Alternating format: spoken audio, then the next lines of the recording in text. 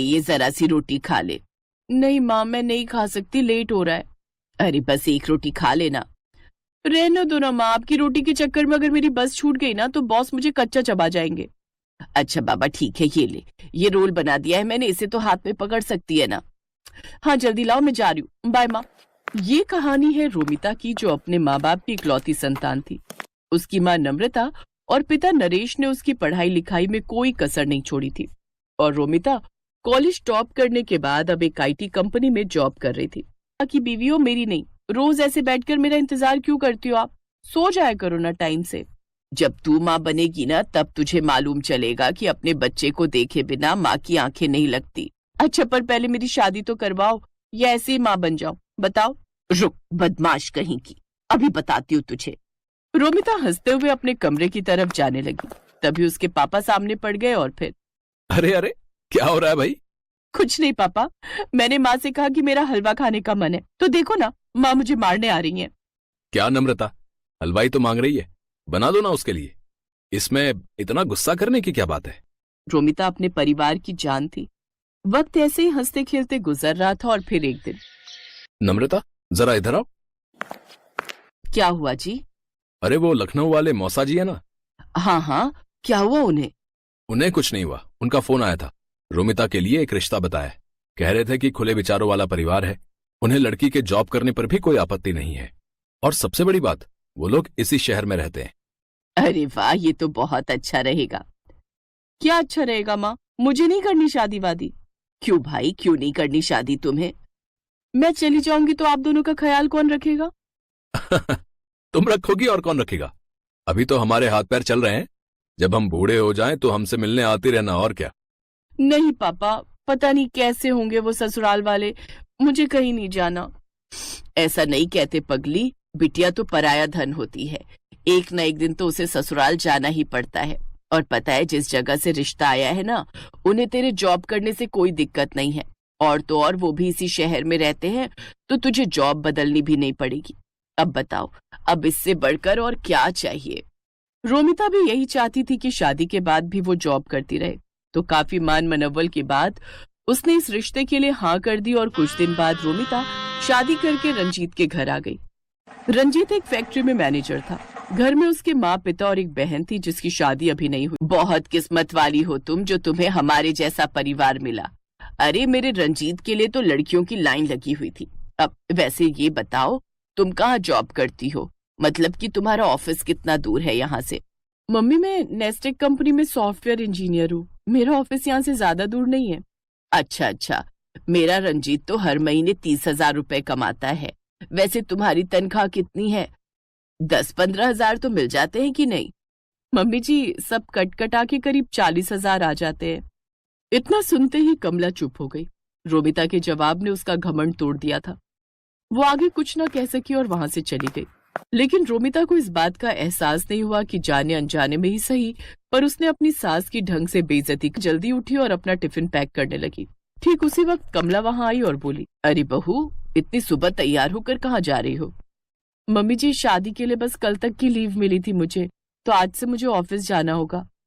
अच्छा, और लौटोगी कब तक? शाम को 6-7 बजे तक। ये कहकर रोमिता वहां से निकल गई। सच ये था कि कमला रोमिता की जॉब से बहुत ज्यादा खुश नहीं थी, लेकिन आता हुआ पैसा किसे बुरा लगता है, इसलिए वो चुप थी। लेकिन आते ही वो सीधा खाना बनाने में जुट गई। उसके बाद उसने सारे बर्तन धोए और फिर, कल से थोड़ा पहले घर आ जाना बहू, ठीक है? अब तुम्हारी शादी हो गई है तो घर की जिम्मेदारियां भी तो हैं। अब हर रोज सारा खाना मैं अकेले तो नहीं बनाऊंगी इस उम्र में, है ना? जी माँ जी। कमला रोमिता को सुनाकर वहां से चली गई। वो अगली सुबह जलाकर ऑफिस चली गई। फिर उसी शाम, ये खाना तो तुमने सुबह बनाया था ना? हाँ मम्मी जी, क्यों, पसंद नहीं आया क्या आपको? नहीं नहीं, ठीक है। उस दिन तो कमला ने रोमिता से कुछ नहीं कहा, लेकिन कमला को ये बात हजम नहीं हो रही थी कि रोमिता क्यों इतनी आसानी से सब मैनेज कर ले रही है। फिर एक दिन कमला ने कलेश फैलाने की ठान ही ली, और उसी शाम, देखो बहू, मैंने और रंजीत के पापा ने बहुत कोशिश की, मगर हम इतना एडजस्ट नहीं कर पाएंगे। इन्हें गरम खाना खाने की आदत है, समझी? तो कल से शाम का खाना शाम को ही बनाना, समझी? पर मम्मी जी, अब बहस मत करो मुझसे, जो कह रही हूँ बस वही करो। अपनी सास से डांट खाकर रोमिता बहुत परेशान हो गई। उसे समझ में नहीं आ रहा था कि वो ऑफिस के साथ साथ घर का काम कैसे मैनेज करे। इस चक्कर में वो ऑफिस में भी परेशान रहने लगी। मम्मी जी, मुझे आपसे कुछ बात करनी थी। हाँ बोलो, क्या बात है? वो मैंने रिजाइन कर दिया है, अब कल से मैं ऑफिस नहीं जाऊंगी। अरे पर ऐसा क्यों किया तुमने? क्योंकि ये सब एक साथ मुझसे हो नहीं पा रहा था मम्मी जी। ऑफिस के चक्कर में मैं आप लोगों का ख्याल नहीं रख पा रही थी। अब अच्छा ठीक है, फिर अब जाओ, जाकर मेरे लिए चाय बना दो।